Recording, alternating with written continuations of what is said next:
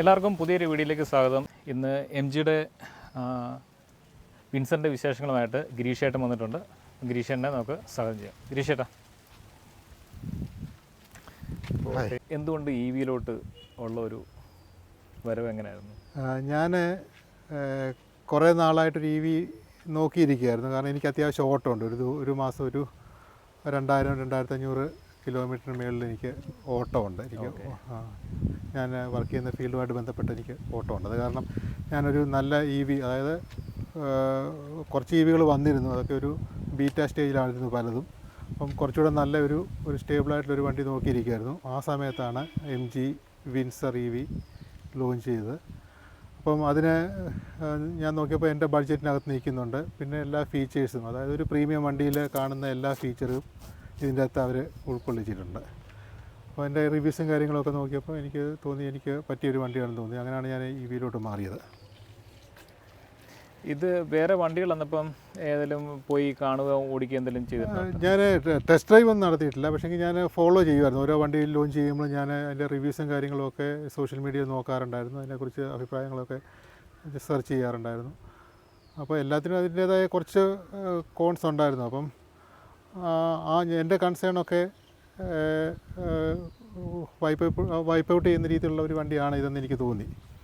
അത് കാരണമാണ് ഞാൻ പിന്നെ ഇതിലേക്ക് വന്നത്. ഇത് വിൻസറിന് ലൈഫ് ടൈം വാറണ്ടി പ്രൊവൈഡ് ചെയ്യുന്നുണ്ട്. അപ്പോൾ അതിൻ്റെ ഡീറ്റെയിലും കൂടെ ഒന്ന് ഷെയർ ചെയ്യാം. ഇത് ഇവർ പറയുന്നതനുസരിച്ച് ലൈഫ് ടൈം വാറണ്ടി, അതായത് ഫസ്റ്റ് ഓണർക്ക് ലൈഫ് ടൈം വാറണ്ടി കൊടുക്കുന്നുണ്ട്. അത് 15 ഇയേഴ്സാണ്. ഒരു വണ്ടിയുടെ രജിസ്ട്രേഷൻ കാലാവധി എന്ന് പറയുന്നത് 15 വർഷമാണ്. ആ 15 വർഷത്തേക്ക് ബാറ്ററി റീപ്ലേസ്മെൻറ്റ് വാറണ്ടി അവർ കൊടുക്കുന്നുണ്ട്. പിന്നെ ആദ്യത്തെ കഴിഞ്ഞ ഡിസംബർ വരെയുള്ള വണ്ടികൾക്ക് 1 വർഷത്തെ ഫ്രീ ചാർജിങ് അവർ പറഞ്ഞിരുന്നു. ഇപ്പോൾ അതിന് കുറച്ച് കണ്ടീഷൻസൊക്കെ വന്നിട്ടുണ്ട്. വാറണ്ടി 15 വർഷമാണ് അവർ പറയുന്നത്. അതായത് ഫസ്റ്റ് ഓണർക്ക്, അതായത് ഈ വണ്ടി വിറ്റ് കഴിഞ്ഞാൽ സെക്കൻഡ് ഓണർക്ക് സാധാരണഗതിയിൽ എനിക്ക് തോന്നുന്നു 1,60,000 കിലോമീറ്റർ മാത്രമേ വാറണ്ടി കിട്ടത്തുള്ളൂ. ഇത് കൊടുത്തു കഴിഞ്ഞാൽ സെക്കൻഡ് ഓണറിന്. ഫസ്റ്റ് ഓണറിന് 15 വർഷം വാറണ്ടി അവർ കൊടുക്കുന്നുണ്ട്. ഓക്കെ. പിന്നെ ഇതിന് ഫസ്റ്റിൽ എടുത്ത് അതിൻ്റെ കാര്യം പറഞ്ഞത് ഒരു 1 ഇയർ ഇന്ധനത്തിൻ്റെ ഇത് നമ്മൾ ചാർജ് ചെയ്യുന്ന ഫ്രീയുടെ അത് അവരാദ്യം പറഞ്ഞിരുന്നത് 1 വർഷത്തേക്ക് അൺലിമിറ്റഡ് ആയിട്ട് ഫ്രീ ചാർജ്, അതായത് ഡിസംബർ വരെ. അവർ ഒക്ടോബറിലാണ് ലോഞ്ച് ചെയ്തത്. ഡിസംബർ വരെ എടുക്കുന്ന വണ്ടികൾക്കെല്ലാം അൺലിമിറ്റഡ് ഫ്രീ ചാർജിങ്, അതായത് പുറത്ത് ഫാസ്റ്റ് ചാർജിങ്ങിൽ ഫ്രീ ആയിട്ട് കൊടുക്കും. അവരുമായിട്ട് ടൈപ്പുള്ള മിഷൻസിൽ എല്ലാം ഫ്രീ ആയിട്ട് തന്നെ കൊടുക്കുന്നുണ്ടായിരുന്നു. അപ്പോൾ ഈ കഴിഞ്ഞ ഫെബ്രുവരി 7-ാം തീയതി അവരൊരു പുതിയ സർക്കുലർ വിട്ടു.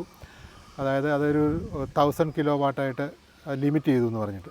അതായത് അന്ന് തൊട്ട് 7-ന് ശേഷം 1000 കിലോ വാട്ട് മാത്രമേ നമുക്ക് യൂസ് ചെയ്യാൻ പറ്റുള്ളൂ. 1000 യൂണിറ്റ്, ഏകദേശം 3000 കിലോമീറ്റർ ഓടാനുള്ള ചാർജ് മാത്രമേ അവർ ഫ്രീ ആയിട്ട് കൊടുക്കുന്നുള്ളൂ. ഒരു മാസമല്ല, അത് ലൈഫ് ടൈം, അതായത് 1 വർഷത്തേക്കുള്ള വണ്ടി എടുത്തിട്ട് 1 വർഷമാണ് അവർ ഫ്രീ ചാർജ് പറഞ്ഞത്. അത് 1000 ആയിട്ട് അവർ ലിമിറ്റ് ചെയ്തു. ഓക്കെ. ഇത് ഇപ്പം എടുത്തു കഴിഞ്ഞതിന് ശേഷം അവർക്ക് ലിമിറ്റ് ചെയ്ത് എടുത്തതിന് ശേഷമാണ് ഇപ്പോൾ ഈ ലിമിറ്റേഷൻ വന്നത്. അതെ. അവർ പറയുന്ന 2 കാരണങ്ങൾ. ഒന്ന്, ഫ്രീ ആയതുകൊണ്ട് എല്ലാവരും ഫാസ്റ്റ് ചാർജിങ്ങിൽ സ്ഥിരമായിട്ട് ചെയ്യുന്നതുകൊണ്ട് ബാറ്ററിക്ക് അത് ഡാമേജ് ഉണ്ടാക്കും, ബാറ്ററി ഡീഗ്രഡേഷൻ ഉണ്ടാകും എന്ന് പറയുന്നുണ്ട്. പിന്നെ എനിക്ക് തോന്നുന്നു എല്ലാവരും ഫ്രീ ആയതുകൊണ്ട് കണ്ടമാനം യൂസ് ചെയ്യുന്നത്, ഫെയർ യൂസ് എന്ന് പറഞ്ഞിട്ടൊരു സാധനമുണ്ട്. അതില്ലാണ്ട് എല്ലാവരും കണ്ടമാനം ഓൾ ഇന്ത്യ ട്രിപ്പൊക്കെ ഫ്രീ ആയിട്ട് ചെയ്യുന്ന ആൾക്കാരൊക്കെ ഉണ്ട്. എനിക്ക് തോന്നുന്നു അതുകൊണ്ടൊക്കെ ആയിരിക്കും. അവർ പറയുന്ന കാരണം ഇതാണ്, ബാറ്ററിയുടെ ഹെൽത്തിന് സ്ലോ ചാർജിങ് അനിവാര്യമാണ്. അപ്പോൾ ഇവർ പറയുന്നത് 4 ഫാസ്റ്റ് ചാർജ് ചെയ്ത് കഴിഞ്ഞാൽ 1 സ്ലോ ചാർജ് ചെയ്യണം എന്നാണ് പറയുന്നത്. അത് അതിൻ്റെ സർക്കുലർ ഇതിനകത്ത് തന്നെ ഉണ്ട്, അതിൻ്റെ മാനുവലിൽ തന്നെ ഉണ്ട്. അപ്പോൾ അത് പലരും ഫ്രീ ആയിട്ട് കിട്ടുന്ന കാരണം പലരും അത് ചെയ്യുന്നില്ല, കംപ്ലീറ്റ് ഫാസ്റ്റ് ചാർജ് ചെയ്യുന്നു എന്നുള്ളൊരു പ്രശ്നം കാരണമാണെന്ന് തോന്നുന്നു. അവരങ്ങനെയാണ് അത് പറയുന്നത്. അതിനുശേഷം ചേഞ്ചസ് വന്നു. അതെ. ഓക്കെ. ഇത് എടുത്തതിന് ശേഷം ഉണ്ടായൊരു ഇപ്പോൾ എത്ര നാളായി കിലോമീറ്റർ? ഇതിപ്പം 10,000 കിലോമീറ്ററായി, 3.5 മാസം കഴിഞ്ഞു, 4 മാസം ആയി. അതിൻ്റെ ഒരു എക്സ്പീരിയൻസ് എങ്ങനെയുണ്ട്? നേരത്തെ പെട്രോൾ വണ്ടിയല്ലേ ഉപയോഗിച്ചുകൊണ്ടിരുന്നത്? ഞാൻ ഡീസൽ വണ്ടിയാണ് ഉപയോഗിച്ചത്. അപ്പോൾ അതുമായിട്ട് കമ്പയർ ചെയ്യുന്ന ഉടനെ കമ്പയർ ചെയ്യാനേ പറ്റില്ല. അതിൻ്റെ കംഫർട്ടും കാര്യങ്ങളും, റൈഡിങ് കംഫർട്ടും അതേപോലെ തന്നെ ഓടിക്കുമ്പോൾ ഒക്കെ വേറൊരു ലെവലാണ്. രണ്ടുമായിട്ട് കമ്പയർ ചെയ്യാനേ പറ്റുന്നില്ല. അപ്പോൾ അത് പിന്നെ ഒന്ന് എക്കോണമിയുടെ കാര്യം. നമുക്ക് മറ്റേ എൻ്റെ പഴയ വണ്ടി ഓടിക്കുകയായിരുന്നെങ്കിൽ ഈ 10,000 കിലോമീറ്റർ ഓടിക്കുമ്പോൾ ഒരു 80,000 രൂപയോളം അതിന് ചിലവ് വന്നേനെ, ഫ്യൂൽ ചാർജ്. അപ്പോൾ ഈ 80,000-ത്തിന് എനിക്ക് തീരെ കുറച്ച് വീട്ടിൽ ചാർജ് ചെയ്തതിൻ്റെ കുറച്ച് പൈസകൾ മാത്രമേ, കറണ്ട് ചാർജിൽ ഒരു അഡീഷണൽ ഒരു 3,000-4,000 രൂപ കൂടുതൽ വന്നിട്ടുണ്ട്, അത് മാത്രമേ വന്നിട്ടുള്ളൂ. അപ്പോൾ അത് സാമ്പത്തികമായിട്ട് വളരെ ഗുണം ചെയ്യും, പിന്നെ ഓടിക്കാനും സുഖമാണ്. എല്ലാം കൊണ്ടും എനിക്ക് തോന്നുന്നു EV തന്നെയായിരിക്കും നല്ലതെന്ന് തോന്നുന്നു. ഫസ്റ്റിൽ എടുക്കുന്ന സമയത്ത് ആദ്യമൊക്കെ ലോങ് ഒക്കെ പോകുന്നതിനെ കുറിച്ചൊരു ടെൻഷൻ എന്തെങ്കിലുമൊക്കെ ഉണ്ടായിരുന്നോ? ഞാൻ കുറച്ച് റിവ്യൂസും കാര്യങ്ങളൊക്കെ നോക്കിയിരുന്നു ലോങ് പോകുന്ന ആൾക്കാരുടെയൊക്കെ. അപ്പോൾ നമ്മളൊന്ന് പ്ലാൻ ചെയ്ത് പോയി കഴിഞ്ഞാൽ ബുദ്ധിമുട്ടൊന്നും ഉണ്ടെന്ന് എനിക്ക് തോന്നുന്നില്ല. ഞാനിപ്പം വയനാട് പോയിരുന്നു. അപ്പം വയനാട് പോകുമ്പം ഇവിടുന്ന് പോയി കഴിഞ്ഞാൽ നമുക്ക് കോഴിക്കോടിന് ഇപ്പുറത്ത് എവിടെയെങ്കിലും നമ്മൾ ഫുഡ് കഴിക്കുന്ന ലഞ്ച് ടൈം ഒരു EV ചാർജിങ് ഉള്ള ഒരു ഹോട്ടലിൽ നമ്മൾ നിർത്തുകയാണ്. ധാരാളം ഹോട്ടലുകൾ അങ്ങനെ ഉണ്ട്, ഇഷ്ടംപോലെ ഹോട്ടലായി തുടങ്ങി, അല്ല ചാർജിങ് സ്റ്റേഷൻസ് ഹോട്ടലിനോടനുബന്ധിച്ചൊക്കെ തുടങ്ങിയിട്ടുണ്ട്. അപ്പോൾ അവിടുന്ന് ചാർജ് ചെയ്ത് കഴിഞ്ഞാൽ പിന്നെ വയനാട് ചെന്നിട്ട് ചാർജ് ചെയ്താൽ മതി. അപ്പോൾ വയനാട് ചെല്ലുമ്പോൾ വയനാട് അങ്ങോട്ട് കയറുമ്പോൾ കുറച്ച് റേഞ്ച് ഡ്രോപ്പ് ആകും, കയറ്റമായതുകൊണ്ട്. അപ്പോൾ തിരിച്ചിറങ്ങി വരുമ്പോൾ നമുക്ക് റീജിയൻ വഴി തിരിച്ച് കിട്ടുകയും ചെയ്യും. അതായത് ഒരു 3 ചാർജ് അല്ലെങ്കിൽ 4 ചാർജ് കൊണ്ട് എനിക്ക് വയനാട് പോയി തിരിച്ച് വരേണ്ടി വന്നില്ല. അത് ഫുൾ ചാർജ് അല്ല, ഒരു പാർഷ്യൽ ചാർജിങ് കൊണ്ട് തന്നെ പോയി തിരിച്ച് വീട്ടിൽ വരാൻ പറ്റുന്നുണ്ട്. ഇപ്പം ഈ റേഞ്ചിനെ കുറിച്ച് വലിയ ആങ്സൈറ്റിയുടെ കാര്യം ഉണ്ടെന്ന് തോന്നുന്നില്ല. കാരണം ഇപ്പോൾ അടുപ്പിച്ചടുപ്പിച്ച് ഇപ്പം charging station, fast charging station ഇഷ്ടം പോലെ വന്നിട്ടുണ്ട്, എല്ലാ ടൗണുകളിലും ഉണ്ട്. ഒരു 10-15 കിലോമീറ്റർ ചുറ്റളവിൽ ചാർജിങ് സ്റ്റേഷൻസ് കിട്ടാറുണ്ട് ഇവിടെയൊക്കെ. എനിക്കതൊരു ബുദ്ധിമുട്ടായിട്ട് തോന്നുന്നേ ഇല്ല. പിന്നെ ലോങ് ഒക്കെ പോകുമ്പോൾ ഒന്ന് പ്ലാൻ ചെയ്ത് പോകുകയാണെങ്കിൽ നമ്മുടെ സമയം കൂടെ ലാഭിക്കാം. സാധാരണ ഒരു 20-80% ആകാനായിട്ട് ഒരു അരമണിക്കൂറൊക്കെ എടുക്കുമായിരിക്കും. അപ്പോൾ ആ അരമണിക്കൂർ നമ്മൾ ലഞ്ചിന് വേണ്ടിയോ അല്ലെങ്കിൽ ഫുഡ് കഴിക്കാനോ യൂസ് ചെയ്യുകയാണെങ്കിൽ ആ സമയം നമുക്ക് ലാഭിക്കാൻ പറ്റും, അങ്ങനെ സമയം നഷ്ടം വരുന്നില്ല. ഓക്കെ. അപ്പം ട്രിപ്പ് പ്ലാൻ ചെയ്യുമ്പോഴത്തേക്ക് നമ്മൾ എവിടെയൊക്കെ ചാർജിങ് സ്റ്റേഷൻ ഉണ്ടെന്നുള്ളത് നോക്കി അത് പ്ലാൻ ചെയ്ത് അതിനടുത്ത് അടുപ്പിച്ചുള്ള സ്ഥലത്തുനിന്ന് ഭക്ഷണം കഴിക്കാണ്ട് ഇരിക്കുകയാണെങ്കിൽ ചാർജ് ചെയ്തതിന് ശേഷം ഭക്ഷണം കഴിച്ചിട്ട് വരുമ്പോഴത്തേക്കും സഫീഷ്യൻ്റ് ആയിട്ടുള്ള ചാർജ് കിട്ടും. അതെ നമ്മളങ്ങനെ ഇപ്പം ഇതിനൊക്കെ ആപ്ലിക്കേഷൻസ് ഉണ്ട്. പ്ലഗ് ഷെയർ എന്നൊക്കെ പറഞ്ഞുള്ള ആപ്ലിക്കേഷനകത്ത് എല്ലാ ടൈപ്പ് ചാർജേഴ്സിൻ്റെയും ഡീറ്റെയിൽസും മാപ്പും കാര്യങ്ങളും എല്ലാം കിട്ടും. നമുക്കൊരു അതിൽ തന്നെ പ്ലാൻ ചെയ്യാനുള്ള ഓപ്ഷനുണ്ട്. നമുക്കിപ്പം ഏത് സ്ഥലത്തോട്ട് പോകുകയാണെങ്കിൽ പ്ലാൻ ചെയ്ത് നമ്മുടെ റേഞ്ചും കൊടുക്കുകയാണെങ്കിൽ ഇവിടെ നിന്നൊക്കെ നമുക്ക് ചാർജ് ചെയ്യണമെന്നുള്ള അവർ തന്നെ കാണിച്ചു തരും. അപ്പോൾ അതൊക്കെ വളരെ സൗകര്യമാണ്. റേഞ്ച് ആങ്സൈറ്റി ആയിരുന്നു EVയുടെ ഏറ്റവും വലിയൊരു പ്രശ്നം. എനിക്കതൊരു പ്രശ്നമായിട്ട് എനിക്ക് തോന്നുന്നില്ല. ഓക്കെ.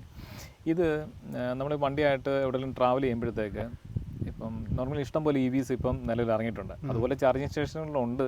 എന്നാലും ചെല്ലുന്ന ആദ്യത്തെ 2-3 സ്ഥലത്തൊക്കെ നമ്മളൊരു ചാർജിങ്ങിനൊരു ഉദ്ദേശിക്കുന്ന സ്ഥലം, അല്ലെങ്കിൽ ഇപ്പോൾ ലഞ്ച് കഴിക്കാനായിട്ട് ഉദ്ദേശിക്കുന്ന സമയത്ത് അടുത്തടുപ്പിച്ചുള്ള സ്ഥലങ്ങളിൽ എൻഗേജ്ഡ് ആണെന്നുണ്ടല്ലേ, അന്നിപ്പം അതിനെ എങ്ങനെ ഓർക്കാം? അങ്ങനത്തെ ഇത് ബുദ്ധിമുട്ട് വല്ലതും വന്നിട്ടുണ്ടോ?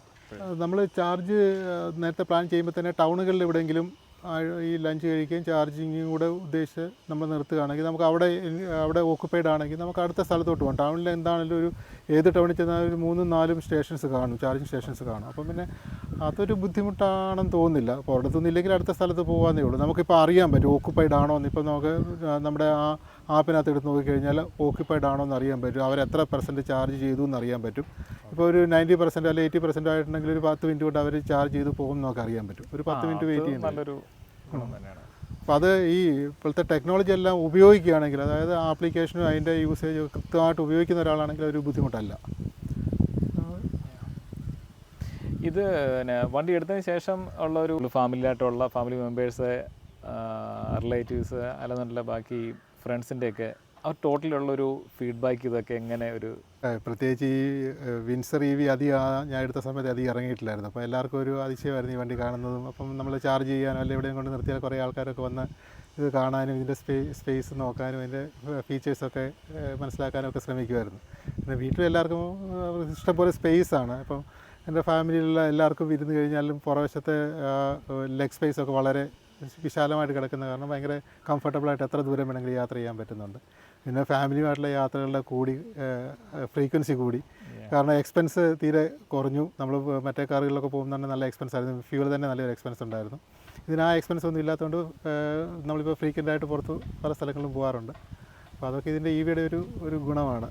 നമ്മുടെ ഫ്യൂൽ ചാർജ് ആയിരുന്നു നമുക്ക് ലോങ് ഒക്കെ പോകുന്നതിൽ ഏറ്റവും വലിയൊരു പ്രശ്നമായിട്ട് ഇരുന്നത്. അപ്പോൾ അത് അങ്ങനെ ഇല്ല. അപ്പോൾ നമ്മളെ ഫസ്റ്റ് ഇൻവെസ്റ്റ്മെൻറ്റ് മാത്രം മതി, അത് കഴിഞ്ഞാൽ പിന്നെ വലിയ കാര്യമായിട്ടുള്ള ഒരു ഇൻവെസ്റ്റ്മെൻറ്റ് നമുക്ക് വരുന്നില്ല യാത്രകൾക്ക് ചിലവൊന്നും. ഇപ്പം ചുരുക്കം പറഞ്ഞാൽ EV വരുന്നതോടുകൂടി ഒരു വിത്ത് ഹാപ്പിനെസ്സോട് കൂടിയാണ് EV നമ്മുടെ ജീവിതത്തിൽ. അതെ ഞാൻ 100% ഹാപ്പിയാണ്. ഒരു വൈസ് ഡിസിഷനായിട്ട് തന്നെയാണ് എനിക്ക് തോന്നുന്നത് ഈ ഒരു തീരുമാനം, ഈ വണ്ടി എടുക്കുക. പ്രത്യേകിച്ച് ഓട്ടോ ഉള്ളവർക്ക്, നമുക്ക് വീട്ടിലധികം ഓട്ടോ ഒന്നും ഇല്ലാത്തവരെടുത്ത് വീട്ടിൽ ഇട്ടിട്ട് പ്രത്യേകിച്ച് അവർക്ക് ഗുണമുണ്ടെന്ന് തോന്നുന്നില്ല. കാരണം ഇനിഷ്യൽ ചിലവെന്ന് പറയുന്നത് മറ്റേ എൻജിൻ വണ്ടിയെക്കാട്ടിലും IC വണ്ടിയെക്കാട്ടിലൊക്കെ കുറച്ച് കൂടുതലാണ്. അപ്പോൾ ഓട്ടോ ഉള്ളവർക്കാണെങ്കിൽ അത് ഭയങ്കര ലാഭമാണ്. ഒത്തിരി ചേഞ്ചസ് വരുന്നുണ്ട്. കാരണം നമ്മളൊരു ഒരു വെഹിക്കിൾ എടുക്കുമ്പം അതിന് ഓട്ടോമാറ്റിക്കിലോട്ട് വരുമ്പോഴത്തേക്ക് എന്തായാലും നോർമലി ഉള്ളതിനെക്കാളും ഒരു 1 lakh എബോ ഇത് വരുന്നുണ്ട്. അപ്പോൾ അത് കമ്പാരിസൺ ചെയ്യുമ്പോഴത്തേക്ക് ചെറിയ രൂപയുടെ വ്യത്യാസമല്ലേ ആക്ച്വലി EVക്കും വരുന്നുള്ളൂ. പിന്നെ ഇതിൻ്റെ കംഫർട്ട് ലെവൽ നോക്കിയിട്ട് ഇതിൻ്റെ അകത്ത് ഫീച്ചേഴ്സ് ഇതിനകത്തൊന്നും ആഡ് ഓൺ ചെയ്യാനായിട്ടില്ല. അതെ, ഇപ്പോൾ ഒരു പ്രീമിയം വണ്ടികൾ വരുന്ന എല്ലാം BMW അല്ലെ ബെൻസിലോ വരുന്ന ഫീച്ചേഴ്സ് ഒരു പരിധി വരെ ഇതിനകത്തെല്ലാം തന്നെ ഉണ്ട്. അതുമൊക്കെ വെച്ച് നോക്കുമ്പോൾ ഈ വണ്ടി എസ്പെഷ്യലി MG വിൻസർ എന്ന് പറയുന്ന വാല്യൂ ഫോർ മണിയാണ്, അക്കാര്യത്തിൽ സംശയമൊന്നുമില്ല. അപ്പോൾ ഇത്രയും വലിയൊരു വണ്ടി, ഇപ്പം ഇത് 4300 mm മൊത്തം നീളമുണ്ട്, അതുപോലെ സ്പേസൊക്കെ ഇഷ്ടം പോലെ ഉണ്ട്. ഈ ഒരു വണ്ടി ഈ വിലയ്ക്ക് കിട്ടുന്നത് ലാഭമാണ്, വാല്യൂ ഫോർ മണിയാണ്. ഫീച്ചേഴ്സ് ഓൾമോസ്റ്റ് എല്ലാ ഫീച്ചറും ഇതിൻ്റെ അകത്ത് ഇൻക്ലൂഡ് ചെയ്തിട്ടുണ്ട് ഇവർ. നമുക്ക് ആവശ്യമുള്ള ഫീച്ചേഴ്സ് എല്ലാം ഉണ്ട്. അപ്പോൾ അതൊരു വണ്ടി എടുക്കുന്നൊരു നഷ്ടമായിട്ട് എനിക്ക് തോന്നിയിട്ടില്ല. ഇതിൻ്റെ കിലോമീറ്റർ റേഞ്ച് റിയൽ ലൈഫിൽ എത്ര ഇതായിട്ട് കിട്ടുന്നുണ്ട്? എൻ്റെ ഒരു കൺസേൺ അതായിരുന്നു. ഞാനിപ്പം പല റിവ്യൂസും പലതും കണ്ടു കഴിയുമ്പം പല കമ്പനികളുടെയും വണ്ടികളുടെ അവരിപ്പം 400 കിലോമീറ്റർ പറഞ്ഞാൽ അത് 250, 300ഒക്കെയാണ് മാക്സിമം കിട്ടുന്നത്, അത് എക്കോ മോഡിലൊക്കെ ഓടിക്കുമ്പോഴാണ്. അപ്പോൾ എനിക്കൊരു കൺസേൺ ഉണ്ടായിരുന്നു. പക്ഷേ ഇതിൻ്റെ ഒരു ഗുണം, ഇവർ പറയുന്നത് 331 കിലോമീറ്ററാണ് അവർ ഫുൾ ചാർജ് പറയുന്നത്. എനിക്ക് 280 to 300 എനിക്ക് കിട്ടിയിട്ടുണ്ട്, അതിൽ താഴെ പോയിട്ടേ ഇല്ല. ഞാൻ ഇപ്പം 16 കിലോമീറ്റർ ഓടിച്ചിട്ടും ഏറ്റവും കുറവ് വരുന്ന 280 ആണ്. 300 മേളിൽ പലപ്പോഴും പോയിട്ടുമുണ്ട്. അതായത് എക്കോ മോഡിലോ അല്ലെങ്കിൽ ലോങ് ഡ്രൈവൊക്കെ പോകുന്ന സമയത്ത് 300 അടുത്ത് തന്നെ കിട്ടാറുണ്ട്. അപ്പോൾ ഇവർ പറയുന്നത് കിലോമീറ്റർ റേഞ്ച് കിട്ടുന്നുണ്ട്. അത് എത്ര കിലോമീറ്ററിലെ നോർമലി ഒരു ആവറേജ് സ്പീഡ് എടുക്കുമ്പോഴത്തേക്കാണ് ഈ ഒരു മൈൽ ഇത് കിട്ടുന്നത്? ഇപ്പം നമ്മുടെ റോഡിലൊക്കെ മാക്സിമം ഒരു 80 കിലോമീറ്ററിനുള്ളിൽ പോകാൻ പറ്റുന്നില്ല. അപ്പോൾ ഐഡിയൽ ഒരു 70 to 80 പോവുകയാണെങ്കിൽ മാക്സിമം റേഞ്ച് കിട്ടും. അത് അവർ അങ്ങനെ തന്നെയാണ് പറയുന്നത്, 80 കിലോമീറ്റർ താഴെ പോവുകയാണെങ്കിൽ മാക്സിമം കിട്ടും. പിന്നെ അത് കഴിഞ്ഞിട്ട് എക്സ്പ്രസ് ഹൈവേകളിലൊക്കെ പോകുമ്പോഴാണ് നമ്മൾ 120 കിലോമീറ്ററൊക്കെ പോകുമ്പോൾ ചിലപ്പോൾ ഈ റേഞ്ച് കിട്ടാൻ ചാൻസ് ഇല്ല, സ്പീഡ് കൂടുമ്പോഴത്തേക്കാണ്. അതെ. നമ്മൾ കൂടുതൽ എനർജി അപ്പോൾ നമ്മൾ ആക്സിലറേഷൻ ഫുള്ള് കൊടുക്കേണ്ടി വരുമല്ലോ 120 പോകുമ്പോൾ. 80 ഒക്കെ ആണെങ്കിൽ നമ്മൾ ചെറുതായിട്ട് ആക്സിലേറ്റർ കൊടുത്താൽ മതി, 80 നമ്മൾ അതങ്ങനെ അങ്ങ് മെയിൻറ്റെയിൻ ചെയ്ത് പോയാൽ മതി.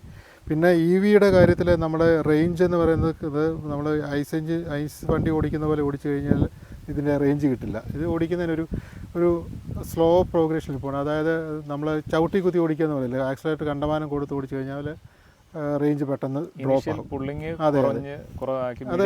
അതെ, ഒരു ഇനിഷ്യൽ പുള്ളിങ് എന്നല്ല, അതൊരു സ്റ്റഡി ആയിട്ട് കാല് കൊടുത്ത് പോവുകയാണെങ്കിൽ ഗ്രാജുവലി അതെ അങ്ങനെ കൊടുത്ത് പോവുകയാണെങ്കിൽ ഇത് മറ്റേ വണ്ടി കൊടുക്കുന്ന പോലെ നമുക്ക് പെട്ടെന്ന് കാല് കൊടുക്കാനും പറ്റില്ല. ഇതിൻ്റെ ഭയങ്കര പുള്ളിങ് ആയതുകൊണ്ട് കാല് കൊടുത്താൽ പറന്നു പോകും. അപ്പോൾ കൊടുക്കുമ്പോൾ ഒരു സ്ലോ ആയിട്ട് കൊടുത്ത് ഒരു ഗ്രാജുവലായിട്ട് കയറി പോവുകയാണെങ്കിൽ നമുക്ക് നല്ലപോലെ റേഞ്ച് കിട്ടും ഇതിൻ്റെ ഐസ് എഞ്ചിന് നമ്മൾ സ്റ്റാർട്ട് ചെയ്യുമ്പോഴത്തേക്ക് അത് നമുക്ക് അറിയാൻ പറ്റുന്നുണ്ട്. ഇതിൻ്റെ അകത്ത് ഒന്നുമില്ല, ഡിസ്പ്ലേയിലും തെളിയുന്നതല്ലാതെ വേറെ വണ്ടിയിലൊന്നും അറിയാൻ പറ്റുന്നില്ല. അപ്പോൾ അത് ആദ്യ കാലത്ത് ഫസ്റ്റിലത്തെ ആ ദിവസങ്ങളിൽ അതൊരു ബുദ്ധിമുട്ട് തോന്നിയിട്ടുണ്ടോ? മറ്റേ വണ്ടിയിൽ നിന്ന് ഇങ്ങോട്ട് മാറിക്കഴിഞ്ഞപ്പോൾ ഒരു 10 കിലോമീറ്റർ ഓടിക്കുന്നിടം വരെയൊക്കെ ഉള്ള ഒരു ബുദ്ധിമുട്ട്. നമ്മൾ പെട്ടെന്ന് അഡാപ്റ്റ് ചെയ്യും ഈ കാര്യങ്ങളൊക്കെ പെട്ടെന്ന് തന്നെ നമുക്ക്. പിന്നെ ഞാൻ നേരത്തെ മറ്റേ ഓട്ടോമാറ്റിക് വണ്ടികൾ കുറേ ഓടിച്ചിട്ടുണ്ട്, കാരണം ഒരു ട്രാൻസിഷനൊന്നും ഒരു ബുദ്ധിമുട്ടായിട്ട് എനിക്ക് തോന്നിയില്ല. ഇതിൻ്റെ പറഞ്ഞത് സൗണ്ടും ഇല്ല, ഒന്നുമില്ല. ഇത് ഓണായോ ഇല്ലയോ, സ്റ്റാർട്ടിലാണോ എന്നുള്ളത് നമുക്ക് പെട്ടെന്ന് ഒന്നും ഐഡൻറ്റിഫൈ ചെയ്യാൻ പറ്റത്തില്ല. അപ്പോൾ അതാ തുടക്കത്തിലൊക്കെ ഇതിൻ്റെ സ്ക്രീനിൽ അതിൻ്റെ മോഡ് റെഡി ആയിട്ട് കിടക്കുന്നുണ്ടെങ്കിൽ ഇത് സ്റ്റാർട്ടിങ് ആണെന്ന് അറിയാം. സ്ക്രീനിൽ നോക്കിക്കഴിഞ്ഞാൽ പിന്നെ ആ പ്രശ്നങ്ങളില്ല. പിന്നുള്ളത് നമ്മൾ ഡ്രൈവ് ചെയ്യുമ്പോൾ ഒന്ന് സൂക്ഷിക്കേണ്ട കാര്യം എന്ന് വെച്ചാൽ ഇതിന് സൗണ്ട് തീരെ കുറവായതുകൊണ്ട് ഇപ്പോൾ ഒരാൾ നടന്നു പോവുകയാണെങ്കിൽ അവർക്ക് ചിലപ്പോൾ ഇതിൻ്റെ സൗണ്ട് കേൾക്കാൻ പറ്റില്ല. അപ്പോൾ നമ്മൾ ഹോൺ അടിക്കേണ്ടി വരും. മറ്റേ വണ്ടിയുടെ സൗണ്ട് കേട്ടിട്ട് ആൾക്കാർ സൈഡിലോട്ട് മാറി. ഇതിനാ സൗണ്ട് ഇല്ലാത്ത കാരണം നമ്മളതൊന്ന് ശ്രദ്ധിക്കേണ്ട ആവശ്യം വരും. ഓക്കെ. പിന്നെ ഇതിൻ്റെ നമ്മളിപ്പം വന്ന് ഇടയ്ക്ക് നിർത്തിയപ്പോഴത്തെ ഞാൻ ശ്രദ്ധിച്ചൊരു കാര്യം, ഇത് ലോക്ക് റിമോട്ടിൽ ആക്കുന്ന കണ്ടില്ല. ഇതിൻ്റെ ഇപ്പോഴത്തെ വണ്ടികളിലുള്ള ഒരു ഫീച്ചറാണ്, അതായത് പാസീവ് അൺലോക്ക് എന്ന് പറഞ്ഞൊരു ഫീച്ചറുണ്ട്. അതായത് നമ്മുടെ പോക്കറ്റിൽ കീ കിടന്നാൽ മതി, അടുക്ക വരുന്നുണ്ടെങ്കിൽ അത് അൺലോക്ക് ആകും. അതേപോലെ തന്നെ നമ്മളൊരു 5 മീറ്റർ മുന്നോട്ട് മാറി കഴിഞ്ഞ് കഴിഞ്ഞാൽ വണ്ടി നടന്നു കഴിഞ്ഞ് കഴിഞ്ഞാൽ അത് ഓട്ടോമാറ്റിക്കായിട്ട് ലോക്ക് ആയിക്കോളും.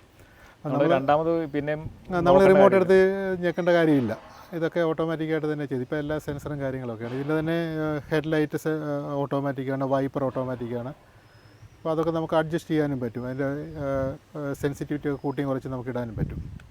ഇപ്പോൾ ലോങ് റേഞ്ച് എത്ര വരെ ഇപ്പം ഒരു ട്രാവൽ ചെയ്തിട്ട് വയനാട് പോയിട്ടുണ്ട്. വയനാട് പോയി തിരിച്ചു വരുമ്പോഴത്തേക്ക് എനിക്ക് തോന്നുന്നു 600 കിലോമീറ്ററോളം യാത്ര വരുന്നുണ്ട്. ഹിൽ ഏരിയ പോകുമ്പോഴത്തേക്ക് എന്തെങ്കിലും പുള്ളിങ്ങിലൊന്നും പ്രശ്നമൊന്നുമില്ല. ഹിൽ ഏരിയ കയറുന്ന സമയത്ത് കുറച്ച് റേഞ്ച് ഡ്രോപ്പ് ആകാറുണ്ട്. അത് പക്ഷേ നമ്മൾ തിരിച്ചിറങ്ങി വരുന്ന കഴിയുമ്പോഴത്തേക്ക് ആ റേഞ്ച് നമുക്ക് റീഗെയിൻ ചെയ്യാം, റീജിയൻ വഴി ബാലൻസ് ആയിക്കോളും. അത് ആവറേജ് കൂടുതൽ കിട്ടാറുണ്ട്. ഹിൽ സ്റ്റേഷനിൽ പോയി കഴിയുമ്പോൾ ആവറേജ് നമ്മൾ ഫ്ലാറ്റ് സർഫസിൽ കൂടെ ഓടിക്കാനേക്കാളും കൂടുതൽ കിട്ടുന്നുണ്ടെന്ന് എനിക്ക് തോന്നുന്നുണ്ട്. കാരണം തിരിച്ചിറങ്ങി വരുമ്പോഴത്തേക്ക് അത് റീജിയനായിട്ട് കിട്ടാറുണ്ട്. ഇതിൻ്റെ സർവീസിൻ്റെ ഇതെങ്ങനെയാണ്? കാരണം നോർമലി നമ്മളൊരു ഐസി എഞ്ചിനാണെന്നുണ്ടല്ലേ, ഇപ്പം ഓയിൽ ചേഞ്ചിങ്, ഫിൽറ്റർ ചേഞ്ച് ചെയ്യുന്നു, അതുകൊണ്ടൊക്കെയുള്ള അതിന് കുറച്ച് പേയ്മെൻറ്റും കാര്യങ്ങളും നമുക്ക് ഏകദേശം ഒരു ഐഡിയ ഉണ്ട്. ഇ വിയിലോട്ട് വരുമ്പോഴത്തേക്ക് ഇതിൻ്റെ എത്ര രൂപ നമുക്ക് പീരിയഡിക്കലി ചാർജ് വരുന്നുണ്ടോ, സർവീസ് ചാർജ്? അതും ഒരു ഇ വിയുടെ ഒരു പ്ലസ് പോയിൻ്റാണ്. ഇ വിക്ക് സർവീസ് ചാർജ് വളരെ കുറവ്. കാരണം ഇതിന് എഞ്ചിൻ ഇല്ലാത്ത കാരണം എഞ്ചിൻ്റെ സർവീസും ഓവറോൾ അങ്ങനെയുള്ള കാര്യങ്ങളൊന്നും വരുന്നില്ല. ആകെ പറയാൻ എന്തെങ്കിലും ടോപ്പപ്പ്, അതായത് ബ്രേക്ക് ഫ്ലൂയിഡ് അല്ല അങ്ങനെയുള്ള ടോപ്പപ്പുകൾ മാത്രമേ വരുന്നുള്ളൂ. വേറെ സർവീസിംഗ് ഒന്നും വരുന്നില്ല. പിന്നെ അവർ അതിൻ്റെ സോഫ്റ്റ്വെയർ ഒക്കെ അപ്ഡേറ്റ് ചെയ്യാനുണ്ടെങ്കിൽ അതൊക്കെ ചെയ്യുക എന്നുള്ള ജോലിയൊക്കെ ഉള്ളൂ. അല്ലാതെ വേറെ ഒന്നുമില്ല. അതൊക്കെ വളരെ തീരെ 1000 രൂപയൊക്കെ.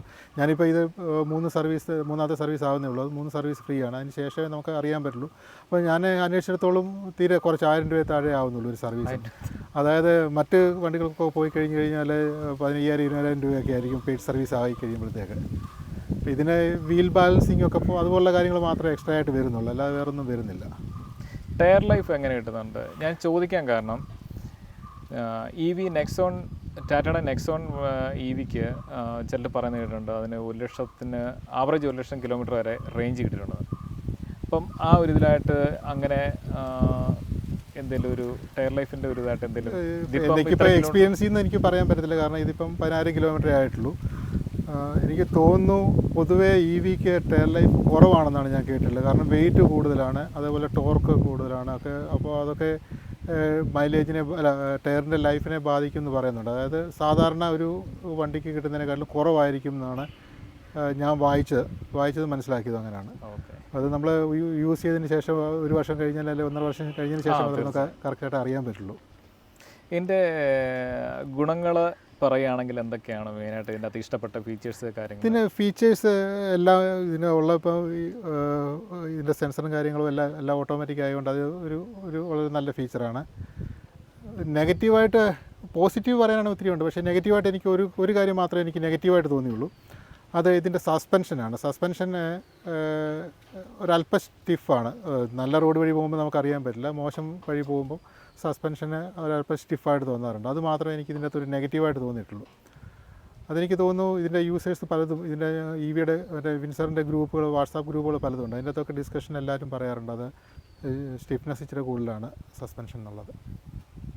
ഓക്കെ. പക്ഷേ അത് അത്യാവശ്യം നല്ല രീതിയിലായിട്ട് ഹൈവേയിലൊക്കെ പോകുമ്പോഴത്തേക്ക് ഒരു കോർണറിങ് ചെയ്യുന്ന സമയത്ത് അത് അതെ സ്റ്റെബിലിറ്റി കുറച്ചുകൂടെ നന്നാകുമെന്ന് പറയുന്നുണ്ട്. അതുകൊണ്ടായിരിക്കുമല്ലോ അങ്ങനെ ചെയ്തിരിക്കുന്നവർ. വേറെ എന്തെങ്കിലും ഇതിനകത്ത് വേണ്ടിയിരുന്നു എന്ന് എന്തെങ്കിലും തോന്നിയിട്ടുണ്ടോ? ഏതെങ്കിലും ഒരു ഫീച്ചർ അതും കൂടെ ഉണ്ടായിരുന്നെങ്കിൽ കൊള്ളാമായിരുന്നു എന്ന് കരുതിയിട്ടുള്ള എന്തെങ്കിലും? ഇപ്പോൾ ഇതിൻ്റെ അകത്ത് ഇല്ലാത്ത ഒരു ഫീച്ചർ എന്ന് പറഞ്ഞാൽ അഡാസ് ഫീച്ചറാണ്. അഡാസ് 2 ഒന്നും ഇതിനകത്ത് ഇല്ല. പക്ഷേങ്കിൽ ഇന്ത്യൻ റോഡുകളിൽ അത് എത്രത്തോളം പറ്റുമെന്നുള്ള കാര്യത്തിലൊരു സംശയമുണ്ട്. സഡൻ ബ്രേക്കൊക്കെ വരുമ്പോഴത്തേക്ക് പലപ്പോഴും ആക്സിഡൻറ്റ് ഉണ്ടായി എന്നൊക്കെ കേൾക്കുന്നുണ്ട്. അപ്പോൾ അത് ഞാൻ യൂസ് ചെയ്തിട്ടില്ല, അതുകൊണ്ട് എനിക്ക് അറിയില്ല. പക്ഷേ അഡാസ് ഫീച്ചർ ഇല്ലാത്ത ഒരു കുറവായിട്ട് പലരും പറയുന്നുണ്ട്. അല്ലാതെ വേറെ നമ്മൾ ഒരു സാധാരണ ഒരു വണ്ടിയിൽ നിന്ന് ഇങ്ങോട്ടുള്ള അപ്ഗ്രഡേഷനിൽ നമുക്ക് കിട്ടേണ്ട മാക്സിമം എല്ലാ കാര്യങ്ങളും ഇവർ അതിൻ്റെ ചെയ്തിട്ടുണ്ട്. ഓക്കെ. അത്യാവശ്യം ഫീച്ചേഴ്സ് ഫുള്ളിയായിട്ട് വന്ന ഒരു പാക്കേജ്. പിന്നെ ഇനി അടുത്ത ഒരു 50 കിലോവാട്ടിൻ്റെ ബാറ്ററിയുടെ അവർ ലോഞ്ച് ചെയ്യുന്നുണ്ട്, വിൻസർ വരുന്നുണ്ട്. അപ്പോഴത്തേക്ക് റേഞ്ച് ഒരു 450 മേളിൽ കിട്ടുന്ന റേഞ്ചും ആവും.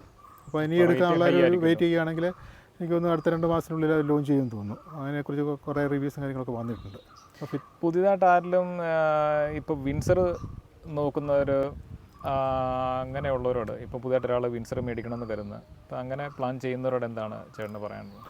നിങ്ങളുടെ ബഡ്ജറ്റ് 20 lakhs താഴെയാണെങ്കിൽ വാല്യൂ ഫോർ മണി എന്ന് പറയുന്നത് വിൻസർ തന്നെയാണ്. അക്കാര്യത്തിൽ സംശയമൊന്നുമില്ല. ഏത് വണ്ടിയുമായിട്ട് കമ്പയർ ചെയ്ത് നോക്കുമ്പോഴും ഒന്നാമത്തെ സ്പേസ് ഇതിനകത്ത് നല്ല അത്യാവശ്യം സ്പേസ് ഉണ്ട്. ബാക്കി ഈ റേഞ്ച് വരുന്ന അതായത് 18-20 ലക്ഷം രൂപ വരുന്ന പല വണ്ടികളുടെ ഒരു പ്രശ്നം എന്ന് വെച്ചാൽ അതിൻ്റെ അകത്ത് കുറച്ച് കൺജസ്റ്റഡ് ആയിരിക്കും. സ്പേസിൻ്റെ ഒരു പ്രശ്നം വരും, ലെഗ് റൂമിൻ്റെ പ്രശ്നം വരും.